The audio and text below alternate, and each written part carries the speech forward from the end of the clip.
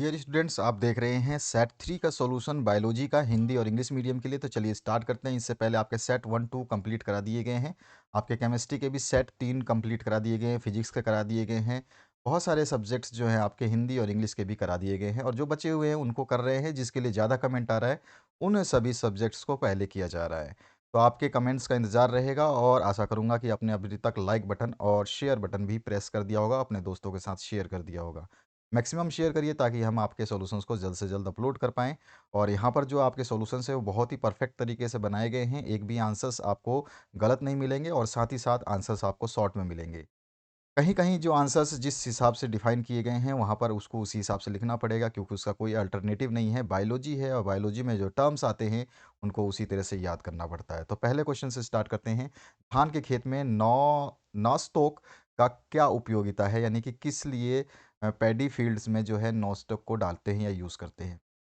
तो एनाबिना या नॉस्टॉक जैसे जो है साइनोबैक्टीरिया धान के खेतों में एक महत्वपूर्ण जैव उर, उर्वरक के रूप में काम करते हैं। वे वायुमंडलीय नाइट्रोजन को ठीक करते हैं और मिट्टी में कार्बनिक पदार्थ जोड़ते हैं, और उसकी उर्वरकता को बढ़ाते हैं, जिसे पौधों द्वारा अवशोषित कर लिया जाता है। तो यह उपयोगिता है नास्टॉक की धान के खेत में। ठीक है, यहाँ पे मैंने लिखा हुआ है, तो इस तरह से आप लिख देंगे। मेनली इसका काम जो है नाइट्रोजन को ठीक करना होता है मृदा के अंदर और वायुमंडल के अंदर, जो कि पौधों के लिए बहुत आवश्यक होता है। ठीक है, आगे बढ़ते हैं सेकंड क्वेश्चन पे। एलिसा का विस्तृत रूप जो है आपको बताना है। शायद सेट 2 में भी ये पूछा गया था या सेट 1 में पूछा गया था। तो ELISA stands for enzyme linked immunosorbent assay. तो यहाँ पर जो है इसका मैंने हिंदी में भी लिख दिया है। और ये कहाँ यूज़ होता है? एड्स के डायग्नोज में यूज़ किया जाता है, एड्स के निदान में यूज़ किया जाता है। नेक्स्ट जो थर्ड क्वेश्चन है, प्रतिबंधन एंजाइम का क्या कार्य है? तो आपको मैंने पहले ही बताया था कि सेट 1 के पहले क्वेश्चन में भी कि क्या काम करता है, ये डीएनए कट करता है। ठीक है, स्पेसिफिक सीक्वेंस पे। ठीक है, तो ये विशिष्ट अनुक्रमों पर डीएनए अणुओं को काटने का कार्य करता है। ठीक है, अब आगे बढ़ते हैं नेक्स्ट क्वेश्चन पे। नेक्स्ट क्वेश्चन जो है आपसे पूछा गया है, which gas is responsible for large holes in Swiss cheese? जो स्विस चीज आपने देखा होगा, नहीं देखा है तो कोई बात नहीं, ये भी चीज ही होता है जिसमें छोटे छोटे से होल होते हैं, जैसे मधुमक्खी का छत्ता। तो वो जो बड़े बड़े जो उसमें छिद्र होते हैं वो CO2 गैस के उत्पन्न होने के कारण होते हैं। ठीक है, due to the CO2 gas. ठीक है, आगे जो नेक्स्ट क्वेश्चन है, name the bacteria found both in sludge of sewage treatment and in the rumen of cattle. तो उसको बोलते हैं मीथेनोजेन। ठीक है, मीथेनोजेन जो है ये वो आपका बैक्टीरिया है जो दोनों में फाइंड आउट होता है। उसके बाद नेक्स्ट जो क्वेश्चन है, बीटी कॉटन स्टैंड्स फॉर। इसको तो भी हमने सेट में फर्स्ट सेट में भी पूछा गया था बीटी कॉटन के बारे में। तो वही बीटी है, कुछ नया नहीं होता बीटी। तो बीटी जो होगा आपका स्टैंड होता है वो होता है बेसिलस थुरिनजेनिसिस। थुरिनजेनिसिस थोड़ा सा क्या है, बायोलॉजी के टर्म है, उनको बोलने में समस्या आती है, सभी से नहीं बोला जाता है। कई चीज़ों को तो थोड़ा सा रुक करके समझ के फिर बोलना पड़ता है।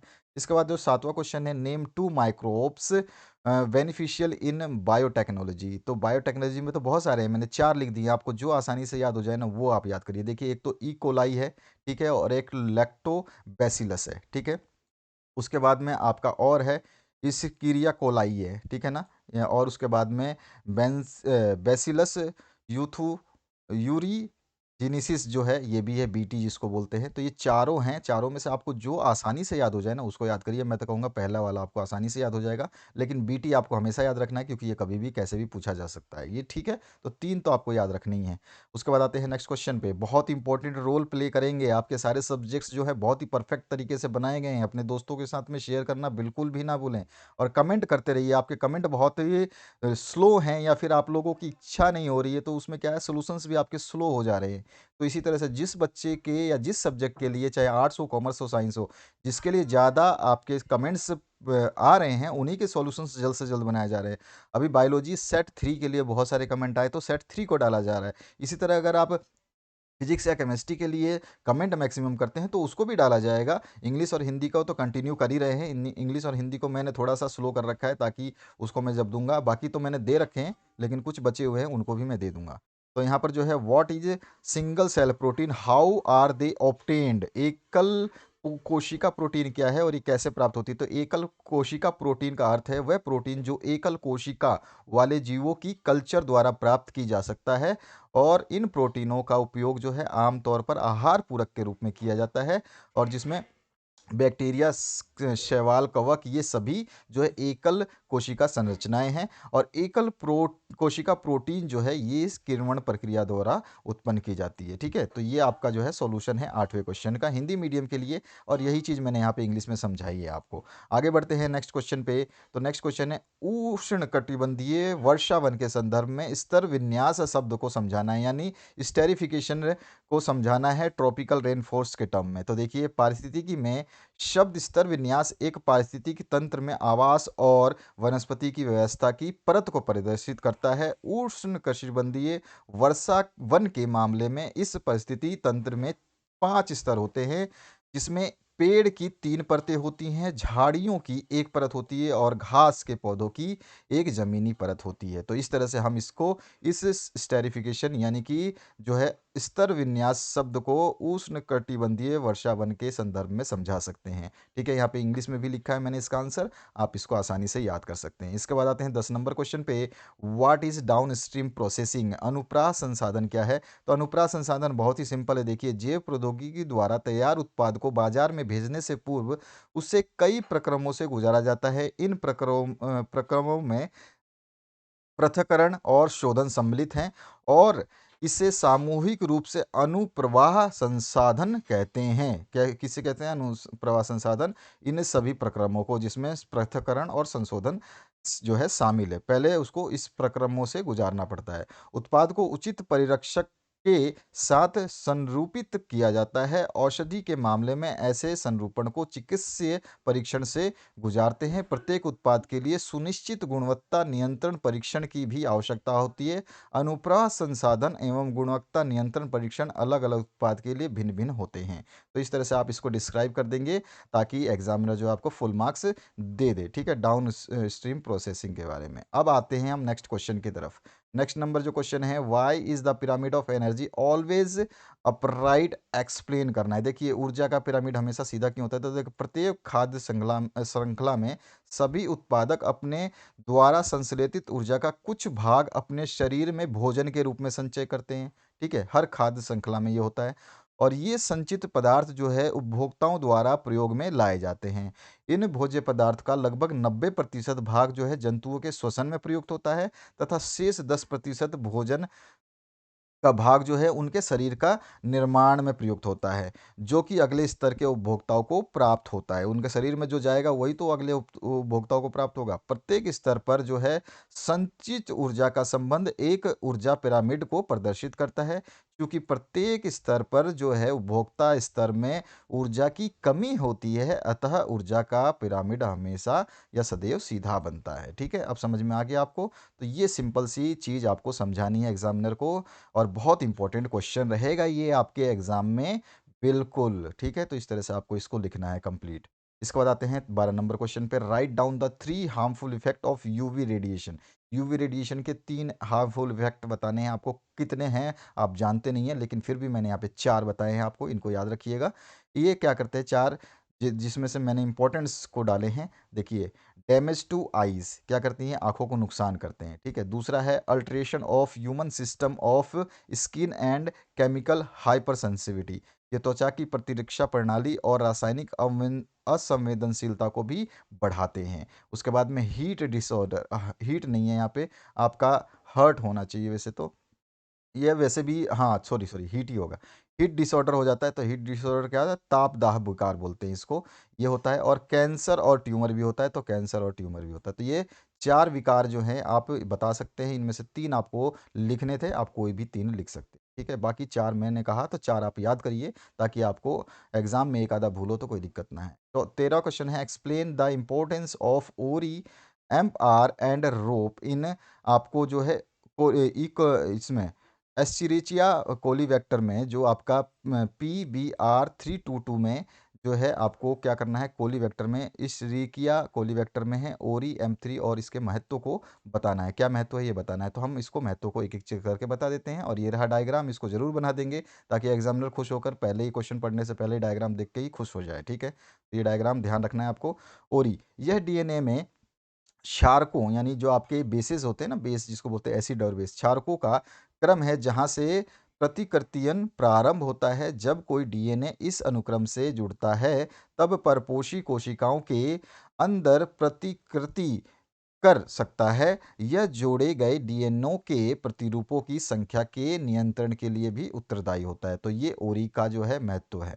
इसके बाद में एम्प आर का, तो विजातीय डीएनए का बंधन प्रतिजैविक प्रतिरोधी जीन के बंधन स्थल पर होता है और पुनर्योजित प्लाज्मिड टेट्रासाइक्लिन प्रतिरोध को मुक्त कर देता है। इस प्रकार जो है नॉन पुनर्योजित डीएनए से चयनित कर लिया जाता है। तो इसका ये काम भी है एम्प आर का, ठीक है। थोड़े से देखिए बायोलॉजिकल टर्म हैं, इनको थोड़ा सा आपको इस तरह से याद करना पड़ेगा, नहीं तो एग्जामिनर संतुष्ट नहीं हो पाएगा आपके जो आंसर से, ठीक है। कुछ ही टर्म्स होते हैं जो बायोलॉजी में आप जानते हैं जिनको याद करना थोड़ा सा मुश्किल होता है, जैसे ये नाम है आपका, ठीक है। इस तरह का नाम जो है ये थोड़ा सा दिक्कत करता है, चलिए कोई नहीं। और थर्ड जो है रोप आपको, तो ये प्लाज्मिड की प्रकृति में प्रयुक्त प्रोटीन को कोड करता है। क्या करता है, जो भी प्रयुक्त किए जाते हैं उन प्रोटीन्स को कोड करता है। तो ये तीनों के काम हमने इसमें बता दिए, महत्व बता दिए।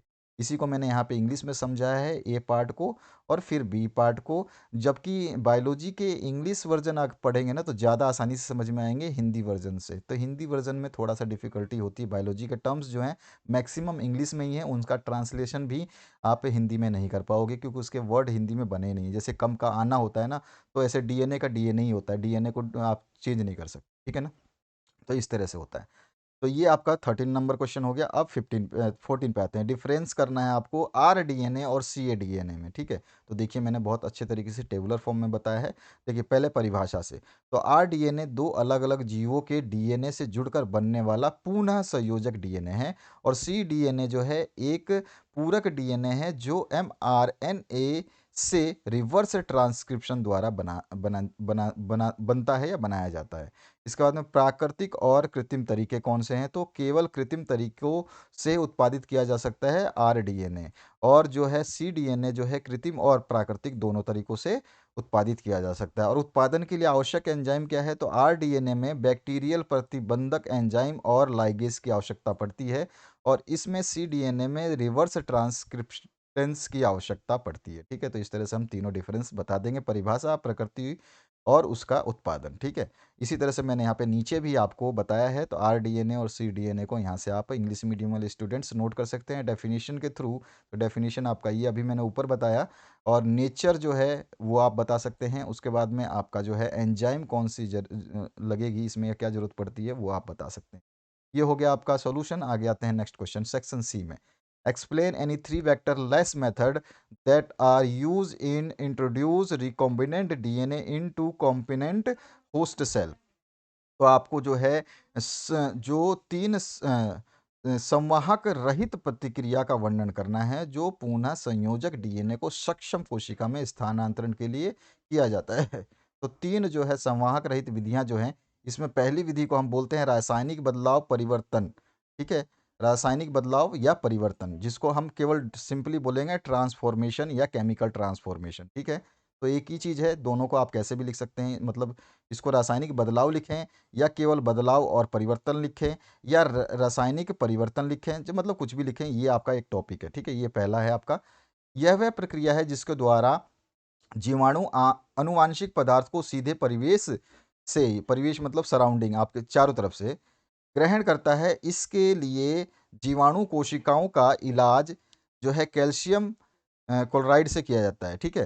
क्या करते हैं यहाँ पर जो है इसको ट्रीट किससे करते हैं, इसको ट्रीट करते हैं मतलब इलाज करते हैं या मतलब इसको ट्रीट करते हैं, इलाज का मतलब है ट्रीट करते हैं, ठीक है।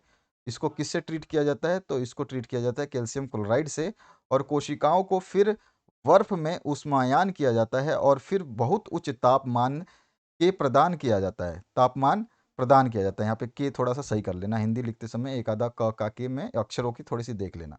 तो फिर बहुत उच्च तापमान प्रदान किया जाता है। यह जीवाणु जो है कोशिका भित्ति में छिद्र बनाता है और असंगत डीएनए जीवाणु कोशिकाओं द्वारा ग्रहण किया जाता है। ठीक है, तो ये पहली स्टेप हो गई इसकी। ठीक है, उसके बाद में क्या होता है, माइक्रो इंजेक्शन यानी सूक्ष्म इंजेक्शन का प्रयोग होता है। तो इसमें पुनः संयोजक डीएनए को माइक्रो निडल यानी सूक्ष्म सुई की मदद से सीधे पशु कोशिका के केंद्रक में प्रवेश किया जाता है। केंद्रक, ध्यान रखना है कि केंद्रक लिखना है आपको। इसके बाद में आता है बायोलिस्टिक्स यानी कि जीन गन की विधि जो होती है उसकी। तो कोशिकाओं पर सोने या टंगस्टन लेपित डीएनए के बहुत उच्च वेग, बहुत हाई वेलोसिटी वाले माइक्रो पार्टिकल्स की बौछार की जाती है, बमबारी की जाती है। ठीक है, बौछार मतलब बहुत ज़्यादा गिराया जाता है। ठीक है, तो ये 3 स्टेप्स आप लिखेंगे, आपका जो सॉल्यूशन है ये कंप्लीट हो जाएगा। इसी तरह से मैंने यहाँ पे 3 वेक्टरलेस मेथड इंक्लूड्स, तो यहाँ पे केमिकल ट्रांसफॉर्मेशन वही बताया जो मैंने ऊपर बताया। This is the process by which bacteria takes up the genetic material directly from the surrounding. For this the bacterial cells are treated with the calcium chloride. ठीक है, the cells are then incubated in ice and then subjected to very high temperature. This creates pores in the bacterial cell wall and the foreign DNA is taken up by the bacterial cell. ठीक है, तो इस तरह से आप लिख दोगे। अब आते हैं हम नेक्स्ट, इसका पार्ट जो है उस पे बायो, आपको माइक्रो इंजेक्शन बता ही दिया था मैंने और जीन गन मेथड भी बता दिया हिंदी में, आप इंग्लिश में पढ़ोगे आसानी से याद हो जाएगा। इसके बाद आते हैं 16 number, what is PCR, what are the steps involve, mention its application. तीनों चीज़ें बता देंगे। देखो पीसीआर क्या होता है, सबसे सिंपलेस्ट लैंग्वेज में सब कुछ बताया मैंने, हर क्वेश्चन को मैक्सिमम सिंपल लैंग्वेज में सॉल्यूशन किया है और शॉर्टेस्ट से शॉर्ट वे में, ताकि नंबर भी ना कटे और आंसर भी लिख पाओ।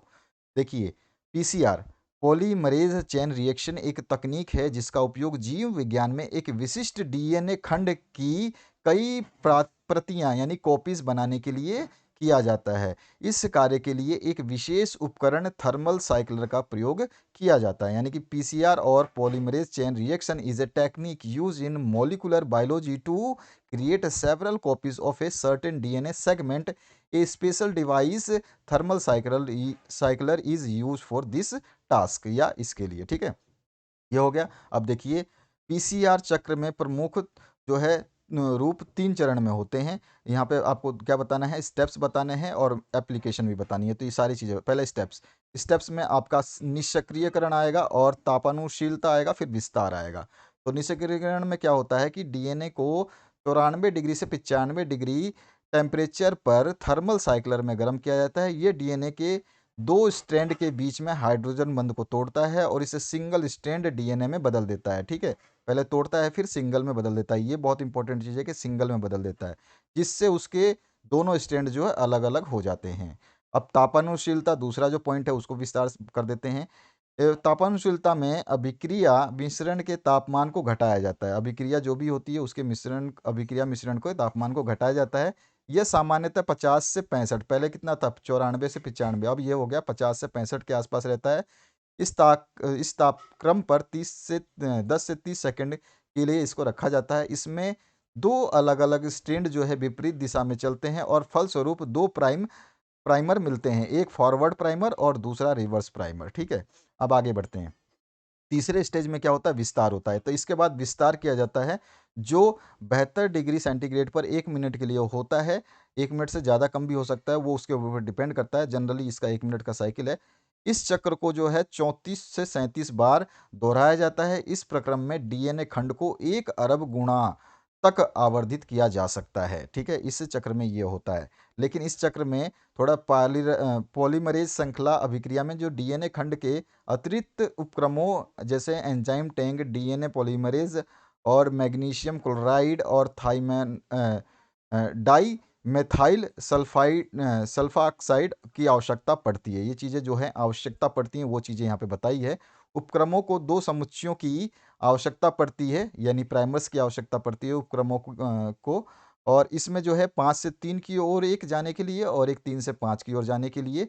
प्राइमर्स छोटे रासायनिक संश्लेषित अल्प न्यूक्लियोटाइड हैं जो डीएनए क्षेत्र के पूरक होते हैं। तो इस तरह से आपका तीसरा हो जाएगा विस्तार। चाहे तो आप इसमें से 1-2 लाइनें अगर आपको याद नहीं होती तो कम कर सकते हैं, कोई इशू नहीं है, आपको पूरे मार्क्स मिल जाएंगे। लेकिन आपको ये जो चीज़ मैंने जैसे बताई है, ये चीज़ बाकी टेम्परेचर का और टाइमिंग का थोड़ा सा आपको डिफरेंस ध्यान रखना पड़ेगा। आप चाहें तो इस इसमें से आप थर्ड पॉइंट में से 1-2 लाइन आपको जो याद नहीं होती हैं, उनको हटा सकते हैं, ठीक है? ध्यान रखना है, ठीक है? आपकी मर्ज़ी है, बाकी मैं कहूँगा कि आप पूरा याद कीजिए ताकि आपको मौका ही ना मिले एग्ज़ामिनर को आधा मार्क्स काटने का। और पीसीआर के जो उपयोग है, रोगाणु एप्लीकेशन की बात कर रहे हैं, तो ये रोगाणुओं की पहचान करने में, विशिष्ट उत्परिवर्तन को पहचानने में, डीएनए फिंगरप्रिंटिंग में और पादप रोगाणुओं का पता लगाने में और विलुप्त जीवों तथा मनुष्यों में मम्मी जो बोलते हैं ना जिसको डेड होती हैं अवशेषों से डीएनए खंड के क्लोनिंग में उपयुक्त किया जाता है। इसको मैंने इंग्लिश में भी यहाँ पे लिखा है। जो पहला आपका था जिसमें आपको बोला गया था निःसक्रियकरण जो है कि आपका होता है जिसको डी नेचुरलेशन बोलते हैं, फिर एनिलिंग होता है दूसरा प्रोसेस, ठीक है, विस्तार, और उसके बाद में एनोलोगेशन, सॉरी लास्ट वाला विस्तार, और ये तापक्रमशीलता, ठीक है। तो यहाँ पर जो है ये तापनुशीलता, तो ये तीनों पॉइंट मैंने यहाँ पे भी समझा है। उसी तरह से जो हिंदी में मैंने आपको समझाया वही टेम्परेचर वेरिएशन है। तो यहाँ पर आप उस इसको भी उसी तरह से याद करेंगे। फिर आप यूजेज जो है वो लिख देंगे, एप्लीकेशन लिख देंगे। In the identification of microbes, identification special mutations in DNA fingerprinting, detecting of plant pathogens and in cloning of DNA ferments from mummy remains of extinct organism and humans, ठीक है। तो ये सारे के सारे आपके जो है क्वेश्चन के आंसर है। आगे बढ़ते हैं नेक्स्ट क्वेश्चन पे। तो 17 नंबर है what is global warming, discuss the cause of global warming और measures to be taken to control global warming. तो हमें ग्लोबल कॉज बताना है और जो है कंट्रोल बताना है और ग्लोबल वार्मिंग बतानी, तीन चीज़ें बतानी है। तो ग्लोबल वार्मिंग जो है पृथ्वी के औसत तापमान में वृद्धि है जो आमतौर पर कार्बन डाइऑक्साइड, सीएफसी और अन्य प्रदूषकों के बढ़ते हुए स्तर के कारण ग्रीन हाउस प्रभाव के कारण होती है, ठीक है। ये बहुत सिंपल डेफिनेशन मैंने आपको बताई है और बिल्कुल 100% सिक्योर रहिए, चिंता मत करिए, ठीक है। तो ये इंग्लिश का इसका इंग्लिश में लिख दिया मैंने, जो है दोनों की डेफिनेशन इंग्लिश और हिंदी में हो गई। अब आते हैं हम कॉज की बात करते हैं।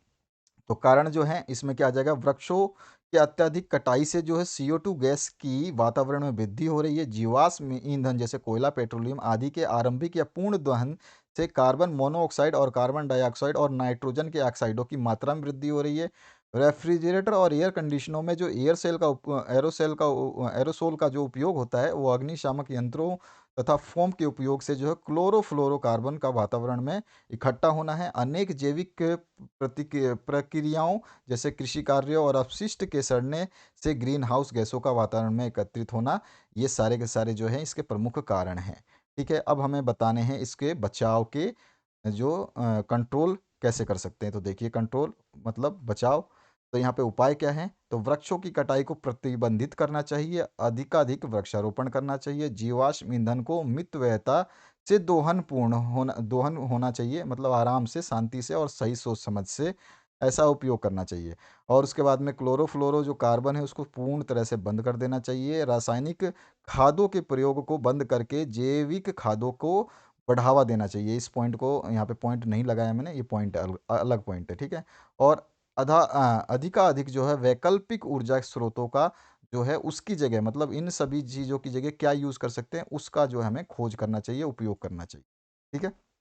तो ये हो गए बचने के उपाय उपाय और यही मैंने यहाँ पे कॉज बताया है आपको। पहले जो चीज़ मैंने ऊपर बताई कॉज क्या क्या हो सकते हैं, तो वही चीज़ कॉज है, due to excessive cutting of trees, ठीक है। और CO2 इंक्रीज हो रहा है एटमॉस्फेयर में, कार्बन मोनोऑक्साइड और आपका कार्बन डाइऑक्साइड, ये सारी चीज़ें इंक्रीज हो रही हैं। Accumulation of green houses gas बढ़ रहा है, ये सारी चीज़ें आप बता दोगे।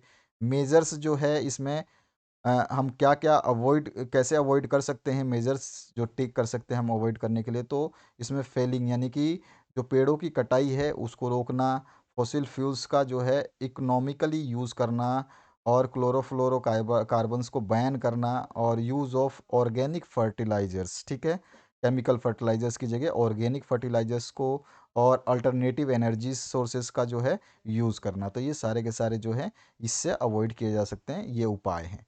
आगे 18 नंबर क्वेश्चन है व्हाट आर इकोलॉजिकल पिरामिड और what are the limitations of ecological pyramids. क्या लिमिटेशंस है, मेंशन करना है कोई तीन, तो हम बता देंगे 4 से 5, ठीक है, याद रखेंगे सभी। देखिए पहले पारिस्थितिक पिरामिड जो है विभिन्न ट्रॉपिक लेवल होता है स्तरों पर विभिन्न जीवित जीवों के बीच संबंध का एक चित्रमय निरूपण है। यह एक परितंत्र में विभिन्न पोषी स्तरों पर ऊर्जा के प्रवाह को दर्शाता है। यहाँ पर जो है इसको इंग्लिश में वही चीज़ मैंने समझाई है आपको। A ecological pyramid is a graphical representation of relationship between the different living organism at different trophic levels. It shows the flow of energy at different trophic levels in a ecosystem. ठीक है, तो यहाँ पर जो है आपको बताना है पोषी स्तर। यहाँ पे जो आपको ट्रॉपिक स्तर है ना, यहाँ पे पोषी स्तर कर लेना। ये ट्रॉपिक स्तर मैंने ऐसे ही लिख दिया, इसका बाई मिस्टेक ही रहेगा ना। तो क्या करोगे, पारिस्थितिक पिरामिड विभिन्न पोषी स्तरों पर कर देना। यहाँ पे क्या करोगे, पोषी स्तर। ठीक है, ध्यान रखोगे आप, तो ये चीज़ नोट कर लेना। यहाँ पे पोषी स्तर ये रहा, नीचे लिखा हुआ पोषी स्तर, तो यहाँ पे आप पोषी स्तर कर लोगे। ठीक है, ध्यान रहेगा। या फिर आप ट्रॉपिक करोगे तो ट्रॉपिक की ही करना, लेकिन आपको टॉपिक समझ में नहीं आ रहा होगा हिंदी मीडियम वालों के लिए, तो यहाँ पे आप पोषी स्तर करोगे। ठीक है, तो यहाँ पे विभिन्न पोषी स्तरों पर। ठीक है, समझ में आ गया होगा। चलिए आगे बढ़ते हैं। ये आपको डायग्राम जरूर बनाना है, चाहे हिंदी मीडियम के हो तो हिंदी मीडियम का ये डायग्राम बन जाएगा, इंग्लिश मीडियम के लिए ये डायग्राम बन जाएगा। डायग्राम सेम ही रहता है, बस केवल नाम केवल जो है इंग्लिश और हिंदी में लिखे जाते हैं। तो ये डायग्राम आपका कोई सा भी बनाइए, नाम बस आपको इंग्लिश में और हिंदी में लिखने हैं मीडियम के हिसाब से। तो ये पिरामिड जरूर बनाएंगे जब ये पिरामिड की बात होगी आपकी इकोलॉजिकल पिरामिड की। ठीक है, और डेफिनेशन लिखोगे। अब हम जो है इसकी सीमाएं क्या हैं, उन सीमाओं को हम देखते हैं। देखिए पारिस्थितिक पिरामिड की सीमाएं क्या हैं। पारिस्थितिक पिरामिड जो है टेफोफ्राइट्स को ध्यान में नहीं रखता और उन्हें पारिस्थितिकी तंत्र में महत्वहीन मानता है, भले ही वे पर्यावरण के संतुलन को बनाए रखने में अत्यधिक महत्वपूर्ण भूमिका निभाते हैं। इस पिरामिड में दैनिक या मौसमी भिन्नताओं का उल्लेख नहीं मिलता है।